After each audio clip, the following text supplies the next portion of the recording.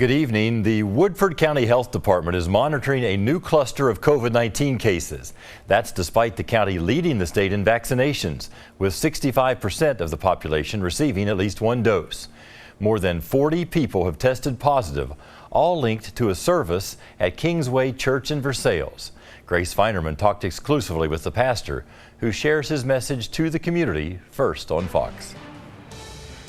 One of the motivations for me is being able to tell our story, because our story can be anybody else's story. 40 people from Woodford County have tested positive after attending Kingsway Church, in addition to others from Fayette and Anderson counties. What's so disheartening for all of us involved is that we've done everything that everybody encouraged us to do and some. Pastor Jeff Johnson says earlier in the pandemic, they followed all CDC guidelines. When allowed to open back up, Johnson says they did so slowly. We highly suspect that this is Delta or a variant that spreads rapidly.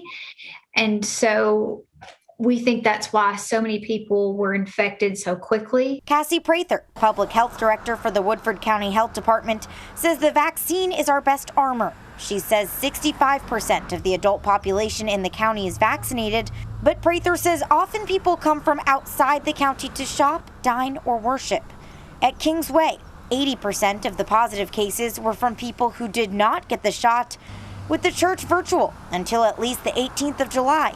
Johnson says he's focused on putting the health of the community at the forefront. I've got to lead them all, respect their own personal choices, but the responsibility I have is to lead by example. So I got it early on.